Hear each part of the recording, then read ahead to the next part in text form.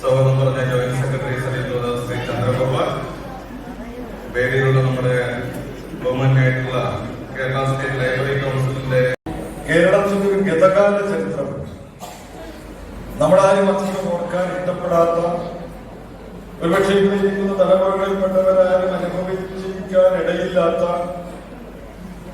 ഒരു ചരിത്രം കേരളത്തിലുണ്ടായിരുന്നു.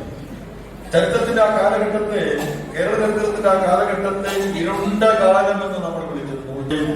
അന്ധവിശ്വാസങ്ങളുടെയും അനാചാരങ്ങളുടെയും സന്നിവേശിപ്പിച്ചിരുന്ന ഒരു ചരിത്രകാലം കേരളത്തിലുണ്ടായി.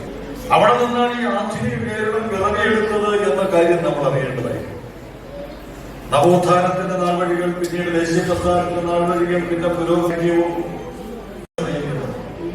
സർവപ്രാണിയിലും തുല്യ കൃപ പോലും നടക്കയാൽ അന്തരന്മാരെന്ന് ചൊല്ലേണ്ടത് സന്യാസിമാണ്. ഈ കാര്യം നടക്കുന്ന സന്യാസിമാരല്ല.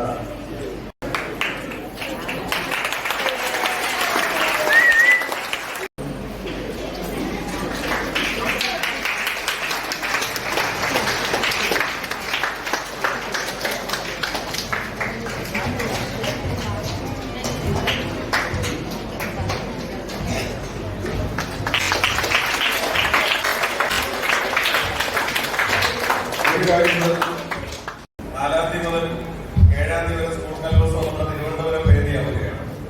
അപ്പൊ ഏതാണ്ട് 10,000-10,000 കുട്ടികൾ തിരുവനന്തപുരത്തേക്ക് വരും. കാസർഗോഡ് മുതൽ ഇങ്ങോട്ടുള്ള എല്ലാ കുട്ടികളും വരും.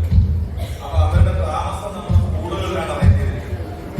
അപ്പൊ അവർക്ക് ഞങ്ങൾ ആലോചിച്ചപ്പോ പരിമിതമായിട്ടുള്ള സാഹചര്യങ്ങളാണ് പല സ്കൂളുകളിലുള്ളത്. വിദ്യാഭ്യാസ